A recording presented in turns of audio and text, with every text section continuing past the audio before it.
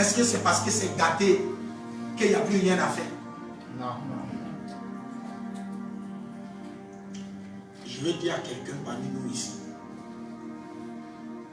tu es nouveau dans la salle, c'est ta première fois de me voir. Tu es endetté et tu risques même de faire la prison.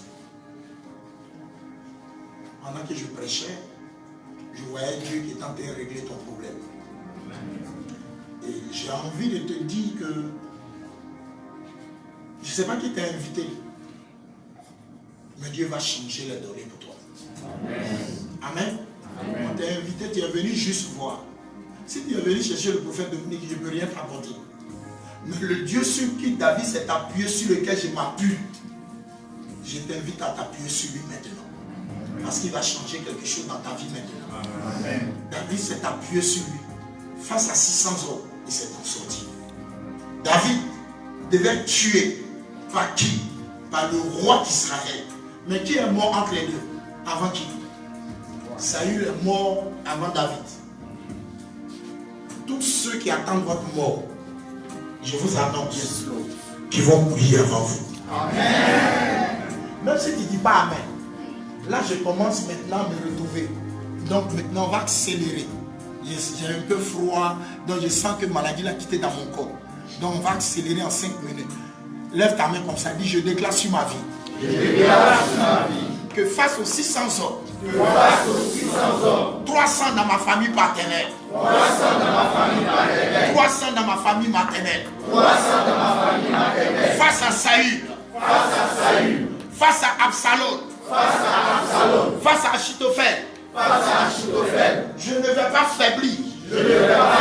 Je crois à ma destinée. Esprit de Dieu, viens des 4 vents. Souffle sur ma vie. Tout ce qui est mort dans ma vie. Comme les ossements desséchés. Aujourd'hui même. Pendant que nous y sommes. Je déclare. J'affirme. Au nom de Jésus. Tout ce qui a tué. Mes aînés. Mes dévanciers. Mes pères. Aujourd'hui, je suis là pour relever le défi. Je ne mourrai pas. Maintenant, sur ma vie, il est écrit que toute âme vengée contre moi sera sans effet. 1000 tombent à mes côtés, 10 000 à ma droite, je ne serai pas atteint. De mes yeux seulement, je regarderai et je verrai la rétribution des méchants. Je déclare que quiconque se mettra à un carrefour pour prier des représailles, je déclare qu'au nom de Jésus, moi et mes enfants, nous vivons au nom de Jésus. Face aux 600 ans, face à la trahison, face à la mort, face au désastre, face au chaos, je déclare qu'au nom de Jésus, je sors vivant, je sors victorieux, je sors régénéré, je sors transformé. À partir de ce soir, je change de nom. Je change de nom. Maintenant, écoute-moi bien. Quand tu changes de nom, ça veut dire quoi? On va changer le nom de pauvreté, on va aller à quoi? Et la stérilité, on va aller à quoi? Je veux qu'en 5 minutes, tu changes tous les mauvais noms que toi-même tu as appréciés dans ta vie. Je te donne 5 minutes. Accélère et enlève les noms. Change comme si... Qui a déjà joué aux dames parmi vous ici? Qui a déjà vu un jeu de dames? On dirait que le papa, lui, sait bien jouer. Tu as bien vu un bon joueur de dames n'a pas peur de faire des pions. Quand on prépare, je savais que tu savais jouer. Nous allons préparer un coup. Donc faites attention là où vous êtes. Un bon joueur de dames n'a pas peur de perdre des pions. Parce que quand il vend des pions, bientôt il sera couronné dans ton camp. Toi-même seras obligé de le couronner. Ça dit, te donne, tu manges. Comme tu aimes douffler, tu prends. 1, tu prends. 2, tu prends. Mais ta grande surprise, s'assoit là-bas et tu es obligé d'être humble et de mettre un chapeau. Voilà. Il y a des gens qui vont vous couronner ce soir. La couronne familiale qui t'a été volée. Il y a des gens qui vont te couronner parce que tu as assez perdu des choses dans ta vie. Tu as perdu beaucoup d'argent, tu as perdu beaucoup d'opportunités. Le diable, c'est son rôle ce soir de te couronner. Amen. Là où nous sommes là, on va te couronner avant de conquérir ici. Amen. Tu vas sortir ici avec l'aspect des flambeaux. Quand tu vas sortir ici, là où tu mettais tes pieds, puis on te disait non, tu vas retourner là-bas, puis on va dire yes, on s'était trompé. Venez monsieur, venez réciter. Venez, on va t'appeler. Oh, yes. Est-ce que je parle à quelqu'un? Oh, yes. On va appeler quelqu'un parmi nous ici. Et on va te dire demain, au plus tard 7h45, on a besoin de toi pour signer le dossier. Ou bien le dossier était déjà signé, viens. Je ne sais pas ce que tu cherches. Et puis depuis tu ne dors pas. Mais je dis là où tu es. Tu allais faire des examens. Peut-être que ça ne t'arrange pas. Tu es troublé, tu ne dors pas. Nous allons changer les données. Amen. On doit t'appeler pour te dire qu'on s'était trompé. Le DG doit signer le dossier. Les partenaires doivent signer. Tu vas lever ta main droite et tu vas faire une prière. Et tu vas changer ton nom. Tu vas changer la misère. Tu vas changer la pauvreté. Tu vas changer la négativité. Tu vas changer la stérilité. Ne me regarde plus sur le moment. Tu as la possibilité de changer. Change. Change. Change. Change. Change. Change. Kebesa kayata. Matayete. Nesharata kayate. Rekabasata kayata. Yesekara perebeshe. Rotabamamata. Aïe aïe aïe aïe. Répétez ça kayata. Shapata kayata. Okosata. Yesarete. Maparete terasa. Pri. Shepotopoto. Repareto. Ratabababayata. Yetetetetelebesha. Yes Lord, yes Lord.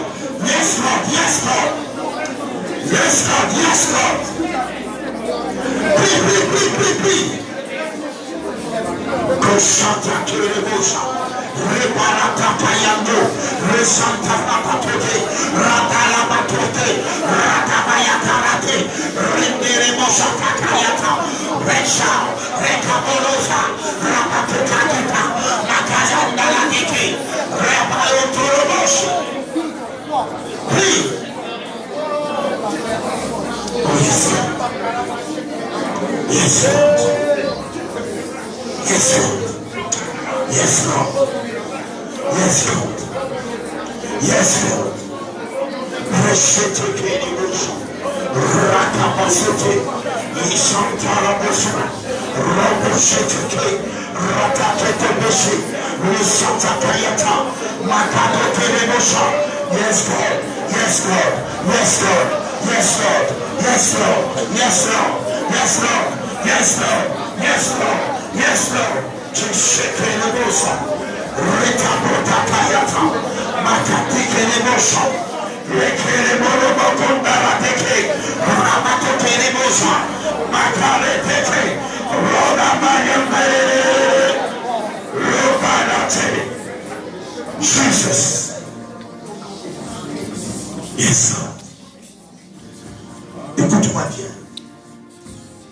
Après les grandes victoires, viennent les grandes défaites. David venait d'avoir un cantique de il a tué 10 000. Et malheureusement, après ça, c'était sa chute qui commençait. Plus Dieu t'élève, plus le danger est grand. Suis-moi bien. David venait de tuer Goliath plutôt. Et après ça, il allait être poursuivi par qui? Par celui qui est supposé être son père. Celui qui est supposé être son patron. Celui qui est supposé l'encadrer. Il y a des gens qui vont vous combattre. Ne cherchez pas loin. Ils peuvent être vos pères spirituels, ils peuvent être vos ennemis, ils peuvent être vos patrons, mais ils peuvent vous combattre. Ils ont combattu David. David seul a eu ennemi, même son propre fils, son père spirituel. Il a eu ennemi, son meilleur ami Achitophel. Il a eu tellement d'ennemis, jusqu'à ces 600 grands guerriers étaient contre lui pour le tuer. Mais David, dans tout ça, dans ces moments de faiblesse, ne s'est pas suicidé, mais il s'est appuyé sur Dieu. Et Dieu lui a redonné la victoire. Même dans la vie de David, Amalek a surgi. Mais Amalek, Dieu n'a pas permis qu'il tue ces personnes qui sont représentées ici comme des valeurs importantes dans la vie de David et de ses soldats. Le diable peut tout prendre, mais le diable ne va pas permettre qu'on touche à ce qui est essentiel dans ta vie. Amen. Suis-moi bien. C'est ainsi que David décide alors de consulter l'Éternel. Il finit de consulter Dieu. Dans la grande défaite qu'il était, il revient avec une grande victoire. David dans une grande défaite, mais il revient avec une grande victoire. Je ne sais pas dans quoi tu es, mais tu reviendras. C'est-à-dire que tu sortiras d'ici et la semaine, tu termineras ce mois avec une grande victoire. Amen. Écoute-moi bien. Il y a des choses qui vont te surprendre. Il y a des choses qui vont te surprendre. Je parle du Dieu qui surprend. Je parle du Dieu de David qui n'a jamais abandonné David, qui ne va jamais t'abandonner, qui ne va jamais abandonner tes enfants et tes petits-enfants. Mais le Dieu de David qui va incliner, n'est-ce pas, le cœur des rois en ta faveur, le cœur des décideurs en ta faveur, en la faveur de tes enfants. Ce n'est pas encore fini pour toi. C'est maintenant que les choses vont commencer. Et les bonnes choses vont commencer. La bénédiction n'a pas d'âge, ni d'ethnie, ni de nationalité. C'est Dieu qui bénit. Et je m'annonce que là où nous sommes, Dieu est en train de prendre des décrets contre toi. Non, mais pour toi. Amen. Dieu est en train de prendre, n'est-ce pas? Quand ils sont arrivés, ils ont tout gâté. Ils ont pris, ils ont mis, n'est-ce pas, des vétos. Ils ont pris des choses bizarres. Ils ont tout gâté. Mais, quand David est revenu, il est revenu avec une bonne nouvelle. Il est revenu avec la femme de tout le monde, les enfants de tout le monde. Tout ce qu'on t'a volé spirituellement, maintenant on vomit cela au nom de Jésus. David, il a englouti nos richesses, mais Dieu les fera vomir de son ventre. C'est pourquoi je suis en train de te dire, Job 20, verset 15, je suis en train de te dire que pendant que nous y sommes, je ne sais pas dans ta famille paternelle, dans ta famille maternelle, dans ta belle famille, autour de toi, je ne sais pas qui est à la base de quelque chose que tu n'as jamais compris. Je disais à quelqu'un, on ne marie pas une femme comme ça. Jamais. Il faut prendre un enseignement. Est-ce que dans cette famille, quand on rentre, on se marie, on réussit? Est-ce que dans cette famille, quand on se marie, on a enfant? Il faut prendre d'abord des renseignements. C'est important pour toi de savoir dans cette famille-là. Est-ce que si je rentre, ou bien ceux qui sont rentrés, comment était leur vie? Peut-être toi, ta vie doit réussir, mais tu allais associer ta vie à une famille de sorciers. Tu ne vas jamais t'en sortir. Il y a des gens qui sont rentrés dans des familles où on ne réussit jamais. Ils avaient une étoile extraordinaire, mais malheureusement aujourd'hui ils ne s'en sortent pas. Parce que l'alliance où ils sont allés mettre les pieds, là-bas, là, on ne peut pas rentrer et puis on va s'en sortir. Il n'était pas stérile, hein, mais où il est rentré, là, on ne fait pas enfant. Et il n'a jamais pu s'en sortir. Mais heureusement que nous avons un Seigneur qui est vivant. Je ne sais pas ce qui t'a bloqué depuis des années. Pendant que je suis là et que tu es là et que tu m'écoutes, dis avec moi que plus rien ne sera pareil. Répète simplement cette phrase. Je sors de ce culte rétabli. Je sors de ce culte restauré. Maintenant, écoutez-moi bien. Tu peux diminuer un peu. Voilà, merci. Dites-moi, je vais poser la question à ma maman. Est-ce que si quelqu'un veut vous tuer, qu'on lui dit d'aller acheter 10 bœufs, il va faire? Elle ne comprend pas bien la question, mais elle est bien. Ça dit, c'est moi, je suis ton ennemi. Je suis même ton adversaire. J'ai envie de t'abattre et abattre tes enfants. Je suis déterminé. Donc si mon marabout ou mon féticheur me dit d'aller tuer 10 bœufs ou de tuer, tu penses que je peux le faire ou pas? Tu penses que je vais le faire? Pourquoi? Parce que j'ai de la haine pour vous et que je vais vous détruire. Écoutez-moi bien. Le diable ne va jamais vous encourager à faire la volonté de Dieu. Le diable ne va jamais vous encourager à jeûner. Le diable ne va jamais vous encourager à aller à l'église. Le diable va semer dans votre tête le doute. On vous dit que si vous allez à l'église et que vous faites de bonnes choses, vous êtes en train de perdre votre temps. Mais les mêmes qui vous disent ça n'ont pas peur de faire pour le diable. Parce qu'eux, ils ne dorment pas pendant que vous dormez. Ils sont prêts à faire de grands sacrifices pour nuire à votre vie.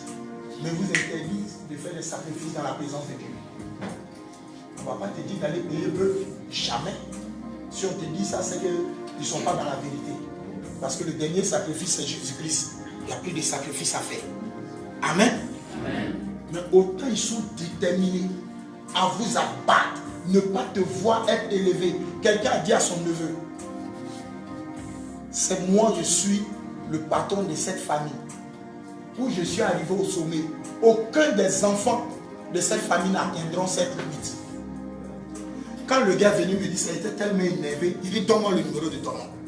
Il dit, non, il va te mettre en prison. Il dit, Abidjan ici. Lui, il peut me mettre en prison aussi. Même s'il rêve, il ne peut pas. Donne-moi son numéro. Il dit, non, je te connais, tu vois. Il dit, donne-moi son numéro. Ou bien écris devant moi, dis-lui qu'il s'est trompé. Pourquoi tu vas le dépasser? Il dit, c'est de l'insolence, la ça s'appelle gros français, tout ça. Il lui a dit, quand tu n'as pas envie de lui dire, ton nom vous a assujetti à jamais. Si quelqu'un a pu se lever pour te dire que où lui il est arrivé, personne ne va arriver là-bas. Dis-lui que tu défies Dieu. Ça, c'est pas injuste. Ça, au moins, ça, c'est pas injuste. Dis-lui que tu défies Dieu. Vos enfants doivent vous dépasser. Dites Amen. Amen. C'est vous que vos enfants doivent enterrer. Dites Amen. Amen. On ne devient pas parent pour enterrer ses enfants. C'est la sorcellerie industrielle. C'est vos enfants qui doivent vous enterrer. Vous devez accepter que vos enfants vous dépassent. Amen. Un bon pasteur doit accepter que ses fils spirituels le dépassent. Amen. Ça fait sa fierté. Pasteur qui veut être riche plus que tous ses fidèles, il doute de son appel. Toujours je dis ça. Il doit prier pour que vous soyez riches. Même si vous êtes mauvais, il y a au moins 2 qui seront reconnaissants. Amen. Comme vous n'êtes pas mauvais, je suis sûr que vous serez tous reconnaissants. Amen. C'est tout. Mais si moi je vais jeûner pour être riche, et puis vous allez venir me demander crédit, ça ne peut pas marcher. Est-ce que vous me comprenez? Amen. Prenez une chaise, et puis parlez à la chaise, on va faire quelque chose. Tout le monde, sans exception. Ça dit que je vous montre comme ça. Voilà ma chaise sur laquelle je t'assieds. Assieds-toi comme ça, et puis vois ça comme le trône de ta famille. Qui on a mis dessus pour ne plus jamais que toi tu puisses t'en sortir là. Tu vas parler sur ça. Tu vas dire le trône de ma famille, là où on a mis quelqu'un, alors que c'est ma place, tu dégages. Et désormais je peux m'asseoir et mes enfants peuvent s'asseoir. Est-ce que je me fais comprendre? Amen. Fais un effort, hein? Pas si tu as mal au genou.